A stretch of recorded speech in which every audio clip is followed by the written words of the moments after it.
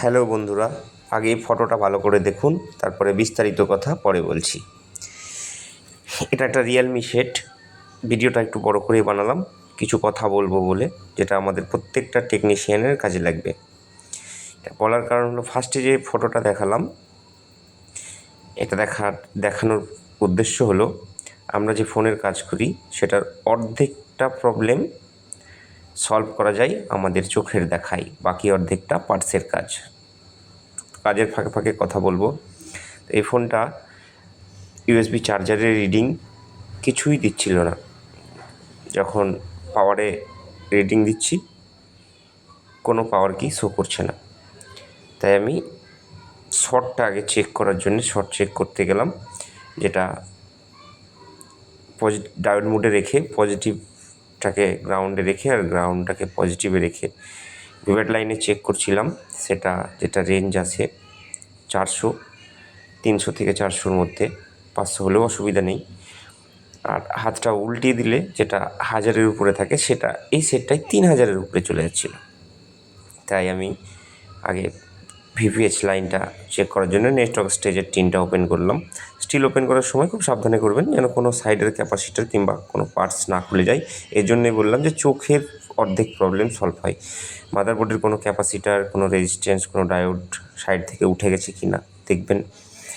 কারণ কোনো ক্যাপাসিটার হয়তো উঠে গেলে, একটা ক্যাপাসিটার উঠে গেলে কাজ চলে, কিন্তু সেটা কোন স্টেজে উঠছে সেটাও তার উপরে নির্ভর করে, যে কোন স্টেজের আপনি ক্যাপাসিটার তুলে ফেলেছেন, কি উঠে গেছে। রেজিস্ট্যান্স যেমন বাধ্যতামূলক আপনাকে দিতেই হবে। কিছু রেজিস্ট্যান্স শর্ট করে কাজ চলে। রেজিস্ট্যান্স তো দুরকম, এইচভিআর, এলভিআর। কিছু রেজিস্ট্যান্স শর্ট করে কাজ চলে, কিছু রেজিস্ট্যান্স শর্ট করে কাজ চলে না। সেক্ষেত্রে আপনাকে চোখের দেখাটা, এর জন্য বললাম যে অর্ধেক প্রবলেম চোখের দেখাই শর্ট হয়। কারণ কোন জায়গাটায় কী প্রবলেম, কোন জায়গাটায় কী হয়েছে, কোন জায়গাটায় কোনো ক্যাপাসিটার, কোনো পার্টস কোনো ভেঙে গেছে কি না। যেমন এই সেটটা ফার্স্টে যে ফটোটা দেখালাম, কাস্টমার আমাকে বললো হাত থেকে পড়ে বন্ধ হয়নি, চলতে চলতে বন্ধ হয়েছে। কিন্তু আমি যখন সেটটা খুলি, যে লাল স্টিকারটা যেখানে দেখিয়েছিলাম আমি সন্না দিয়ে, ওটা দেখে বুঝলাম যে সেটটা জলে পড়া।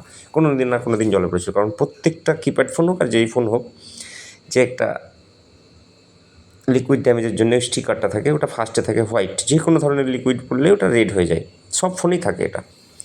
তার জন্য ফার্স্টে আমি ফটোটা দিয়েছিলাম।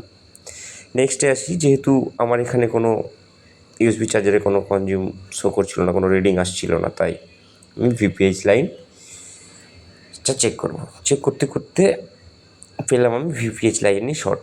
আর একটা কথা হলো, আমরা কিছু টেকনিশিয়ানগুলো আছি, অল্প কিছু পয়সার জন্যে মাদারবোর্ডগুলো, আমাদের স্ক্র্যাপ বোর্ডগুলো বেচে দিয়ে থাকি। ওগুলো আমি যেমন এক পিসও বিক্রি করি না, সবগুলোই রাখি। কিনে রাখলেও, কেউ কোনো ভাঙড়ি সেট বিক্রি করে দিলেও আমি কিনে রাখলেও প্রত্যেকটা রেখে দিই, বিক্রি করি না। কারণ ওগুলো কাজে আসেই। দেখুন, যেমন এই মাদারবোর্ডটা, এটা A1K C2 মাদারবোর্ড, মিডিয়াটেকের আইসি। এটা থেকে পাওয়ার আইসিটা আমি একদিন বিক্রি করে খেয়েছি, কারণ এটা আমি কিনেছিলাম। এবার এই সার্কিটটাও আমার অনেক সময় কাজে লাগে, কোনো রেজিস্ট্যান্স ক্যাপাসিটারের মান মাপার জন্যে। অনেক সময় ব্লক ডায়াগ্রাম দেখতে হয় না, শর্টকাটে হয়ে যায়। যদি আপনার কাছে স্ক্র্যাপ মাদারবোর্ড না থাকে, আপনি ব্লক ডায়াগ্রাম দেখে নিতে পারেন, কোনো সমস্যা নেই। তো এটাতে আমি ভিপিএস লাইনের একটা ক্যাপাসিটার শর্ট পেয়েছিলাম। এটা না লাগালেও চলতো, কিন্তু লাগিয়ে দিলে সেটটার যে ক্ষমতাটা সেটা ঠিক থাকবে, কারণ ভিপিএস লাইনের ভোল্টেজটা পারফেক্টলি হবে। তাই আমি ভিপিএস লাইনের এবার কোন ক্যাপাসিটারটা শর্ট আপনাদেরকে শর্ট কিলার মেরে দেখাবো। কিন্তু শর্ট কিলার এটা আমার যেমন ব্যাটারি দিয়ে ইউজ করা আছে 3.7 ভোল্টের। আপনি কোন স্টেজে শর্ট কিলারটাকে মারছেন সেটা দেখে মারবেন। যেমন এখানে আমি শর্ট কিলার মারলাম, যেটা আমার শর্ট ছিল, ক্যাপাসিটারটা মেল্ট হয়ে গেল, আমি ক্যাপাসিটারটাকে তুলে ফেললাম, ও মাদারবোর্ডটা থেকে তুলে লাগিয়ে দেবো, সমস্যা নেই। কিন্তু আপনি যদি 1.8-এর লাইনে 3.7 মেরে দেন, আর সেখানে যদি শর্ট না থাকে, তাহলে কিন্তু বোর্ডটার 1.8 ভোল্টেজের লাইনটা ক্র্যাক হতে পারে, নষ্ট হতে পারে। যে আইসি থেকে বেরোচ্ছে সেই আইসিটা নষ্ট হতে পারে। তাই কোন স্টেজে মারছেন শর্ট কিলারটা সেটা দেখে মারবেন। যদি 1.8-এর হয়, তাহলে আপনি 1.5 ভোল্টের মধ্যে শর্ট কিলার মারবেন। যদি এটাতে যেমন ভিপিএইচ লাইনে 3.7 ভোল্টে আছে, আমি 7 ভোল্ট মারলে কোনো ক্ষতি নেই, তাই 3.7 ভোল্ট দিলাম। আমার আজকের ভিডিওটা প্রত্যেকটা টেকনিশিয়ানের কাজে লাগবে, কোনো সমস্যা নেই। এই যে স্টিকারটার কথা বলছিলাম, এই স্টিকারটা দেখুন রেড হয়ে আছে, এটার কথাই ফার্স্টে বলেছিলাম। এটা পাওয়ার আইসি, এটা WTR, এটা 4G, ওটা 2G আইসি। এটা মিডিয়াটেকের জন্যে যে নর্মাল সেটগুলো 4G, প্রত্যেকটা মিডিয়াটেকের যেটা 6357 CRV, তার ক্ষেত্রে বললাম এটা।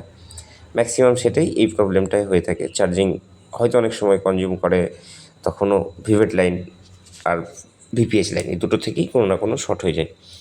আর শর্টটা আপনি বাক কয়েলগুলো থেকে শর্ট যদিও খুঁজে না পান, বাক কয়েলগুলোতে চেক করবেন ভোল্টেজ ঠিক করে দিচ্ছে কি না। আবার বাক কয়েল অনেক সময় শর্ট দেখায়, সেই শর্টটা আপনাকে কীভাবে চেক করতে হবে, সেটা রিডিংয়ের সাথে শর্ট আছে না ডিরেক্টলি শর্ট দেখাচ্ছে। যদি ডিরেক্টলি শর্ট দেখায় সে লাইনটা শর্ট, কিন্তু কিছু বাক কয়েলের রিডিং মিটারে ডায়োড মোডে রেখে রিডিং আছে, বাজার মোডে রেখে রিডিং আসবে প্লাস শর্ট দেখাবে, সেক্ষেত্রে কিন্তু সেই লাইনটা শর্ট নয়, সেখান থেকে কোনো ক্যাপাসিটার বা তুলে ফেলবেন না। রিডিংয়ের সঙ্গে যদি বিফ হয় তাহলে সেটা শর্ট নয়, কিন্তু যদি ডিরেক্ট শর্ট দেখায় তাহলে শর্ট, রিডিং থাকলে সেটা শর্ট হবে না। তো এখানে আমার এই ক্যাপাসিটারটা আমি তুলে চেঞ্জ করব।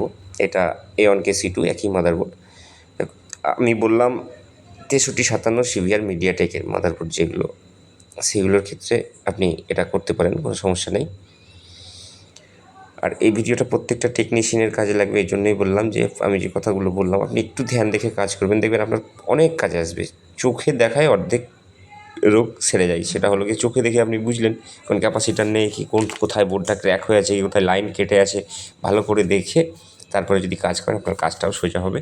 আর স্টেজটা খোঁজার চেষ্টা করবেন কোন স্টেজে হয়েছে, প্রয়োজনে ব্লক ডায়াগ্রাম দেখতে পারেন।